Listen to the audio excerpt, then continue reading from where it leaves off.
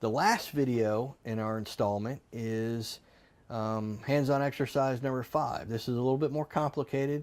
We're going to talk about using the if-then-else statement, okay, to display. In this case, we're going to use an example of one of the totalizers we set up in the earlier exercise. We are going to use the if-then-else statement to hold and store the previous day's total in there. So remember, in that example, we are doing a t-log sum for the day from midnight to midnight, and then we're resetting that. What we're going to do for this is we're going to put another math statement in there that reads that value at the end of the day and then puts it in a new math statement and holds it for the rest of the day, so that way when your operators or somebody comes by, they can easily see what the previous day's total was without affecting your totaling for today. So again, just like before, we got to press the menu key, the stop, and basically stop the computation so that we can make our changes. Choose our browse and setting icon, and we're going to select our math channel settings and calculation expression. Then in this case, we're going to add in a new math channel. We're going to choose and select A003 here, and we're going to select the on-off for that function. We're going to change the calculation expression to on, and then we're going to select calculation expression here, which again, defaultly all these will put 0001 in the statement. So we're going to use our backspace key and delete out what we have in there. Then we are going to, in this case, we are going to enter the formula F01 and select OK. And this is a flag setting. I'll explain it to you when we get to the flags, but basically what we're going to do is tie the timer to a flag, which in this case is going to be flag 1, F01, and then this is going to let us know when our timer has reset, and this channel will basically change from a 0 to a 1, and then a 1 to a 0, then a 0 to a 1, and vice versa.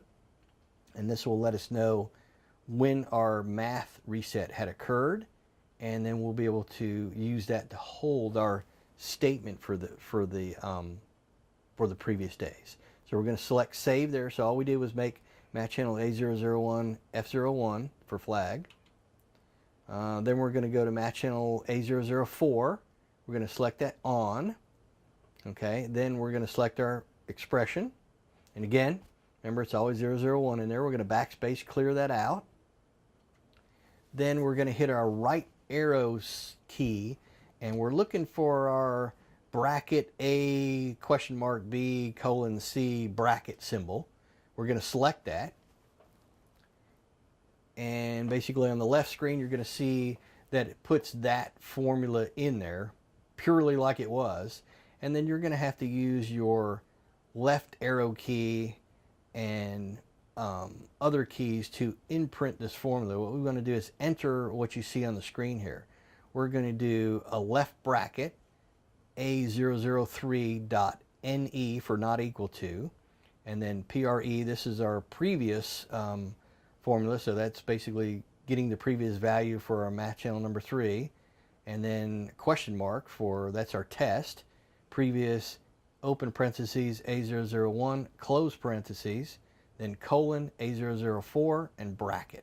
Okay, and what this is going to do is this is going to take a look at our flag and see what the left side of the question mark is going to do is if our flag just changed state. So if the current value for math channel A03, which is our flag, which is going to be tied to the timer, is not equal to the previous value, the scan it was before, then we are going to basically do a previous value of A01, and that's going to grab our total for the day. So we know we just changed our match timer just hit, our flag changed state, so we're going to go grab the value of that match channel, our totalizer, right before the flag hit, and we're going to hold that for the whole day until our flag changes state again.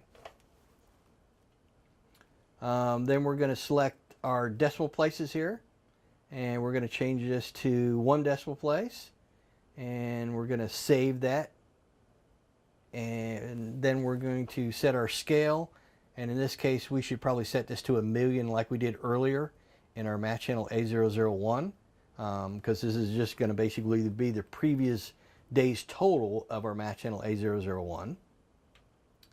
And so we select a million in there, select enter, and then let's set a unit here also. So let's choose gallons for this one, and then save. And then go to our math channel settings and display settings.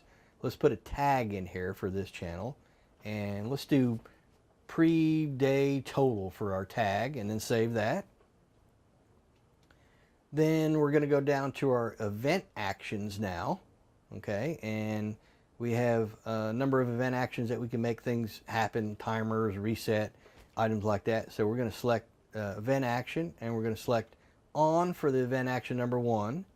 And for the type of the action, there's a bunch of different choices here: internal switches, relays. For this case, we're going to choose match timer 1. And then for our action type, the default is switch to display group. We're going to change that, and we're going to change it to flag. And then we're going to make sure our flag is set for number 1. So now that match timer number 1 is basically going to change the state of that flag. Okay. Then we're going to save that configuration. So now we have event action number 1 is basically tied to timer number 1, and that is going to, on the edge of that is going to make flag number 1 change from a 0 to a 1, then a 1 to a 0 the next day, and so on and so on. It'll keep switching from 1s to 0s back and forth each time it occurs. So under our display settings, let's select group settings here, and we're going to add this to our channel settings. So let's under channel set, we're going to select we got our input channel as number 1. We're going to add only under the match channels, we're going to add this A004, which is our previous day's total. Then we're going to save that in our configuration. So now we have our our input channel and our 2 match channels saved, and then we're going to start our computation. And once we start that, you're going to see now in our flow group, now instead of just the flow 1 and the total gallons, we're going to have flow 1, the total gallons, and the previous day total. So in this screen right here, you'll see that we're totalizing up, and if you look at the clock there, you'll see that it's March 9, 2015, and it's 23:59 and 41 seconds. And we got flow 1 in there. We got our total gallons for the previous day. See, we just started this. We don't have a previous day total, so nothing's displayed in there. And the next slide to the right there, you'll see what happened is our clock is now changed to March 10th, 2015, and it's basically midnight plus 14 seconds. So our flow is 250, and then our total gallons has dropped down and restarted over, but our previous day total has grabbed the number that we were at right at midnight, right before we reset, of being 1400. So this is a nice example of using an if-then statement to save the previous day's total. And basically that's the end of our math functions. If you have any questions about these videos or anything, you can contact us directly at the 800 number, and we'll be glad to give you some additional information or help you on the phone.